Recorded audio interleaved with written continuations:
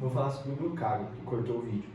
O glucagão, ele é secretado pelo pâncreas, células alfa, e ele é secretado para evitar a hipoglicemia, ou seja, tem pouca glicose no sangue, e a glicose é a principal fonte de energia da célula, então precisa de glicose. Então ele vai fazer a gliconeogênese. A gliconeogênese é a produção de glicose a partir de outras substâncias. Como que isso ocorre? O glucagão vai agir no fígado. O fígado tem receptor hepático ali para a ação do glucagão. O glucagão vai chegar lá, vai se ligar à proteína G. A proteína G vai deslocar a subunidade alfa, que é uma série de reações que vai ativar a adenilado ciclase. A adenilado ciclase vai converter a ATP e a AMP cíclico. O AMP cíclico vai ativar a pKa, e aí é que tá. A pKa ela vai ativar uma enzima. Qual enzima é essa? Frutose 2,6 bifosfatase.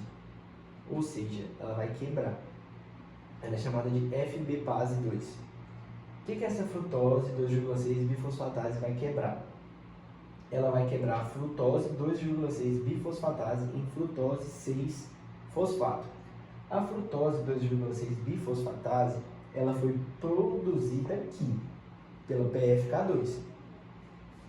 Quando não tem glicose suficiente no sangue, o glucagão vai agir, ativar essa enzima, frutose 2,6 bifosfatase, e ela vai quebrar a frutose 2,6 bifosfato em frutose 6-fosfato. Com isso, qual que era o papel da coisa que o glucagão está quebrando? O papel da frutose 2,6 bifosfatase era ativar a PFK1, e a PFK1 ia transformar a frutose 6-fosfato em frutose 1,6 bifosfato. Esse ia gerar o ciclo de Krebs. Se eu quebro essa sequência de reações, qual que é a conclusão final? Não vai ter glicólise, porque não vai ter ciclo de Krebs, que é a segunda etapa da respiração celular aeróbica. Sem a segunda etapa da respiração celular aeróbica, a glicose vai ficar ali sem saber o que fazer, então ela vai voltar para o sangue e vai aumentar a glicemia. Então tem que saber essa enzima, FBPase 2, que é produzida pelo glucagão, é um efeito antagônico com o que a insulina está fazendo, porque a insulina que produz a frutose 2,6 bifosfato. E o glucagão vai estar quebrando essa frutose 2,6 bifosfato para evitar que ocorra o ciclo de Krebs, mantendo a glicose ali no sangue, que é, no caso, necessário para o corpo. Ou seja, aumentando a glicemia. A gliconeogênese no fígado, como que ocorre? O fígado ele tem ação hiperglicemiante e hipoglicemiante, ou seja, ele é capaz de colocar a glicose no sangue e ele é capaz de tirar. Como que ele coloca essa glicose no sangue? O fígado tem uma enzima chamada glicose 6-fosfatase. Como eu falei no vídeo anterior, a glicose entra no sangue, ela é fosforilada no carbono 6 para se manter na célula e não sair de lá. O fígado tem uma enzima que vai tirar o fosfato de carbono 6, ou seja, ela pode voltar para o sangue, ela vai se transformar em glicose livre no sangue. Quando você tira a glicose da célula e volta para o sangue, você aumenta a glicemia. E a gliconeogênese no músculo. A gliconeogênese no músculo não tem nada a ver com regulação da glicemia. Ela atua só para gerar glicose para o músculo poder fazer alguma coisa, porque ele precisa da glicose para produzir energia.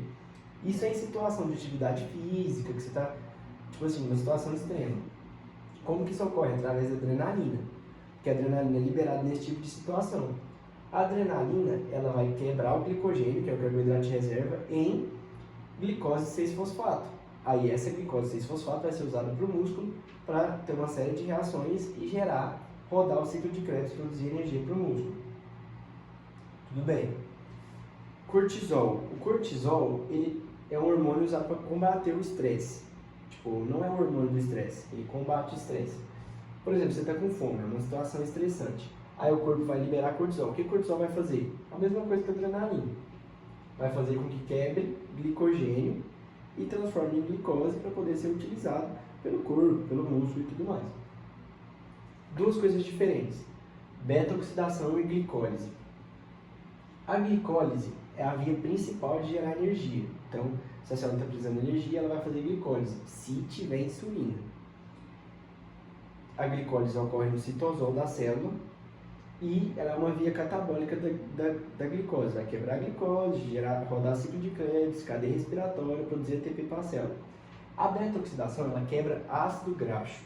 Isso é só quando não tem glicose, porque ele vai ocorrer dentro da mitocôndria, vai quebrar ácido graxo dentro da mitocôndria. Quem que transporta esse ácido graxo para a mitocôndria chama carnitina, que também é uma enzima, tem que saber esse transportador. Quando o ácido graxo chega lá na mitocôndria, é transportado pela carnitina, ele vai ser oxidado, vai virar acetil-CoA, o acetil-CoA vai gerar o ciclo de Krebs, vai produzir energia de uma maneira secundária, porque a primária seria por meio da glicose. Então, é isso. Então, se você for parar para pensar, insulina e glucagon. A insulina, ela aumenta a glicólise e diminui a beta-oxidação. Por quê? Tem muita glicose no sangue. Então, eu vou usar a primeira fonte de energia, que é a glicólise, e vou diminuir a segunda, que é a beta-oxidação. E o glucagon? O glucagon não é quando tem pouca glicose no sangue? Então, o que ele vai fazer? Ele vai diminuir a glicólise, porque não tem glicose no sangue, não tem como quebrar ela. Só que ele vai aumentar a beta-oxidação, porque já que não tem glicose, vou produzir glicose a partir de outra substância. Qual é? Ácido graxo. Então, vou fazer a beta-oxidação do ácido graxo.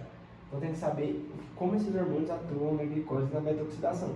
Tudo isso vai depender da quantidade de sangue que está, quantidade de glicose que está presente no sangue. É difícil, principalmente PFK1, PFK2, FB-PASE2, que é frutose 2,6 bifosfatase, que são enzimas que você vai ter que decorar e é difícil. E também glicose 6-fosfatase, que é a enzima presente no fígado. O fígado possui GLUT2, que não é necessário de insulina. Esses detalhezinhos tem que decorar.